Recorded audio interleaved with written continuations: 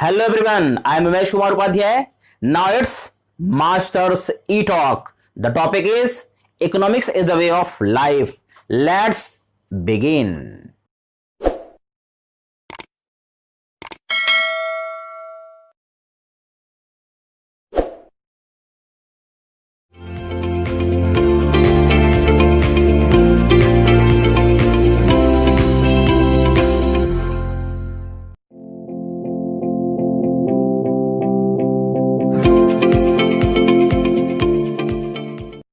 Welcome back. First of all, we start with the general definition of the economics that is written in most of the books. Economics is a science that focuses on the rational management of the scarce resources in a such manner that consumers can maximize their satisfaction, producers can maximize their profits, and the society can maximize their social satisfaction or the social welfare.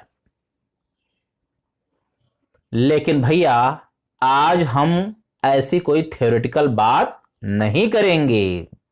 GDP क्या है, GNP क्या है, law of diminishing marginal utility क्या है, law of proportion क्या है, MPC क्या है, एमपीएस क्या है, आज इन सब बड़े बड़े टर्म की तरफ भी हम ध्यान नहीं देंगे, इसका डिस्कशन नहीं करेंगे।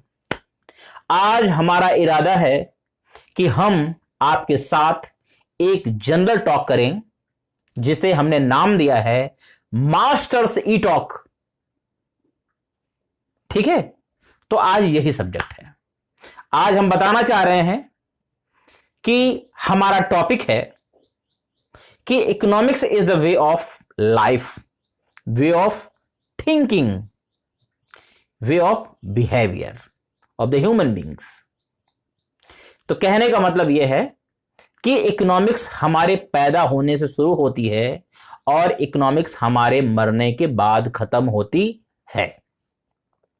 आप देखिए, जब भी आजकल कोई भी पेरेंट्स अपने बच्चे के बारे में सोचता है तो सबसे पहले यह सोचता है क्या हम एक बच्चे की परवरिश सही से कर पाएंगे।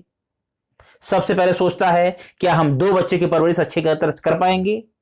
तब उसके बाद जाके वो अपनी फैमिली प्लानिंग करता है। जिनके पास बहुत सा पैसा है, बहुत पैसा है, वो 7-7 बच्चे पैदा कर सकते हैं, लेकिन जिनके पास पैसा कम है, रिसोर्स लिमिटेड है, वो उसी तरह से अपनी फैमिली प्लानिंग करते हैं।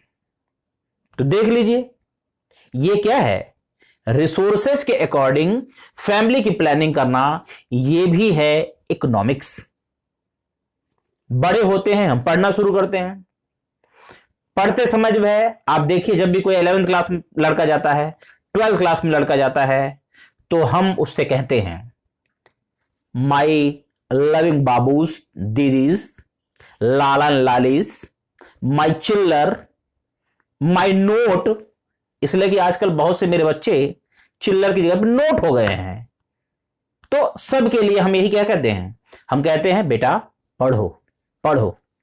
11th वाले से कहते हैं बेटा अगले साल तुमको बोर्ड एग्जाम देने जाना है, तुम पढ़ाई करो, तुम इकोनॉमिक्स पढ़ो और बाकी सब्जेक्ट पढ़ो। 12th वाले लड़के से कहते हैं बेटा तुम्हारा बोर्ड एग्जाम है, तुम पढ़ो, तुम्हें बोर्ड एग्जाम देना है, बाकी सब्जेक्ट में मेहनत करो, इकोनॉमिक्स में मेहनत करो। बच्चा क्या कहता है, अरे sir I like accountancy, accountancy is very hard, very tough. Sir economics क्या होती है सर? अच्छी, इकोनॉमिक्स भी कोई पढ़ने वाली चीज होती सर? लेकिन बेटा इकोनॉमिक्स से आप नहीं बच सकते हैं। अभी आप ग्रेजुएशन करने जाएंगे, वहां पे भी इकोनॉमिक्स की जरूरत पड़ेगी। सीए के लिए आप कंपटीशन देंगे, वहां पे इकोनॉमिक्स की जरूरत है। आप अगर आगे चल के एसएससी में बैठते हैं, वहां पे भी जो है इकोनॉमिक्स की जरूरत है। अगर आप आईएएस का एग्जाम देते हैं, वहां पे भी एसएससी की जरूरत पड़ती है। पीसीएस का एग्जाम देते हैं, वहां भी इकोनॉमिक्स की जरूरत पड़ती है। अगर आप कोई वनडे एग्जाम देते हैं, उस वनडे एग्जाम में अगर जीएस आता है तो उस जीएस के साथ साथ इकोनॉमिक्स आएगी ही, क्योंकि इकोनॉमिक्स जीएस का मेजर पार्ट है। इसी तरह से अगर बाई चांस आपने एक अच्छी सी जॉब अचीव कर ली, आपको एक जॉब मिल गई, चाहे कुछ भी आप हो गए हैं, उस जॉब में सैलरी, सेविंग, इन्वेस्टमेंट, ये सारे टर्म आते हैं। ये क्या है? That is also economics. आगे चल के जब आप रिटायर होते हैं तो रिटायर होने के बाद आप न्यूज़पेपर पढ़ते हैं, टेलीविजन देखते हैं, उसमें तरह तरह के टर्म्स आते हैं कि हमारी कंट्री का इन्फ्लेशन बढ़ गया है, कंट्री में डिफ्लेशन चल रहा है, कंट्री में रिसेशन आ गया है, आरबीआई ने अपना सीआरआर बढ़ा दिया है, एसएलआर घटा दिया है, या आरबीआई ने अपनी नई मॉनेटरी पॉलिसी इशू की है। अगर इन सब चीजों को भी जानना है तो आपको बेसिक इकोनॉमिक्स जाननी ही पड़ेगी। अगर बेसिक इकोनॉमिक्स आपको नहीं पता है तो आप न्यूज़पेपर को, न्यूज चैनल को एंजॉय कभी नहीं कर पाएंगे। और बेचारे जो बेरोजगार हैं, जिनको चाय की चुस्की लेते हुए चाय की दुकानों पे अपने आप को फाइनेंस मिनिस्टर बताना है और बजट के बारे में, महंगाई के बारे में, तेल की कीमतों के बारे में जिनको डिस्कशन करना है, उनको भी बेसिक इकोनॉमिक्स आनी चाहिए। ये मत सोचिए आप बहुत बड़े हैं। तो वैसे मेरे हिसाब से इस कोविड-19 के पीरियड में देश का हर एक नागरिक नाराज है, हर एक नागरिक परेशान है, लेकिन इसके बावजूद मुझे जो लगता है सबसे ज्यादा इस देश में प्राइवेट स्कूल के मास्टर, डेली वेजेज मजदूर, छोटे बिजनेसमैन सबसे ज्यादा परेशान हैं, साथ साथ में किसान। लेकिन इसके बावजूद कोई भी हो, उसको इकोनॉमिक्स जानने की जरूरत है, बेसिक फंडा उसको जानना चाहिए। अगर आप बहुत बड़े बिजनेसमैन हैं तो आपको ध्यान देना होगा कि कैसे अपने एम्प्लॉयज को मैनेज किया जाए, यूटिलाइज किया जाए, ताकि आपका प्रॉफिट मैक्सिमम हो सके। इस समय जानते हैं लॉकडाउन का टाइम चल रहा है, कोविड-19 का टाइम चल रहा है। मोस्टली एम्प्लॉयर्स ने अपने एम्प्लॉयज की सैलरी या तो कम कर दी है या फिर उनको निकाल दिया है। तो इसका मतलब यह हुआ कि आपको लिमिटेड रिसोर्सेज में अपने फैमिली को चलाना है। वो भी क्या? इकोनॉमिक्स है। आपको हाउस होल्ड बजट बनाना है, हाउस होल्ड बजट देश बनाना हो, चाहे देश का बजट हो, ये सारा का सारा जो है इकोनॉमिक्स पे बेस्ड है। आपको बेसिक इकोनॉमिक्स आनी ही चाहिए। तो इकोनॉमिक्स क्या है?